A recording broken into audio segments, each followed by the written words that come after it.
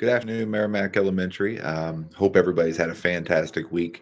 Know it's been conference week, which can mean long days for some of the teachers and some of the staff here at school. But it's well worth the time and the investment as we love that opportunity to be able to connect with our families, talk to so many people, and really just talk about what a great job all of the kids are doing. So hopefully you guys are able to all touch base with your teachers this week and or have at least something scheduled so you can make sure we get that in, as we know that's very important to us and very important to you guys. So we want to make sure that you guys have had a great conference week, and hopefully you've been able to connect with your kids and all those things about the work they've been doing as well. I know you guys have probably got a lot of communications from me recently with regards to the schedule change.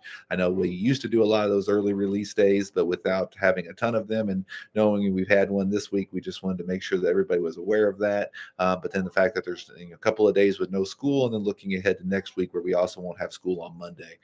So I think the idea there was initially through the calendar committee for the district was to make sure we got a little bit of a break, almost like a little bit of a fall break. So hopefully you guys are able to get some family time in this weekend, having a little bit of an extended time with your kids, and just kind of taking a little bit of time to exhale now that we're basically through the first quarter of the school year and getting ready to go. For the rest of the year. So hopefully you guys are enjoying that nice fall weather and being able to spend some time with the family this weekend. Last thing I just wanted to touch on real quick was the Halloween, which will be coming up. It's obviously not the week that we come back. It'll be the week after that. And you will get a communication from me again sometime next week that also just lays out all of this information with regards to Halloween, but wanting to make sure I started to put that on your radar. So with Halloween, the big thing is we do have our Halloween parade. That takes place here at school. We start on the blacktop. Kids go out from behind the school down South Central, turn on to Davis, and then turn back on to South Meramec and end up here at school. Kids are wearing their costumes, can wear costumes of that day, obviously. And we invite everybody to come out and check out the parade. But please know that we do ask that with the costumes, given that we have lots of various ages, lots of kids who may not be comfortable with gory or scary costumes, we do ask the kids to refrain from wearing anything that would be gory or scary. Any props that could be seen as a weapon, we'd also ask them to make sure they're keeping those things at home.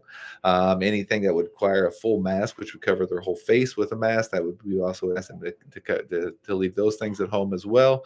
And then finally, just those inflatable kinds of costumes, they're more than welcome to wear those as part of what they're doing on the parade. But then we do have Halloween parties in the classroom after the parade, and so that may be a little bit difficult for them to wear during the classroom party. So just make sure they're aware of that. And all of these are things that I will communicate with the kids each morning as we go through morning announcements. But we just wanted to kind of make sure that you guys are all aware of that as well. And again, all of this will be coming home in an email, but just want to kind of make sure we're mentioning it multiple times. So again, a little bit short this week as we with conferences, that was the big event happening all this week. We again hope you guys have had a fantastic week. Have a great weekend, and we'll look forward to seeing everybody on Tuesday.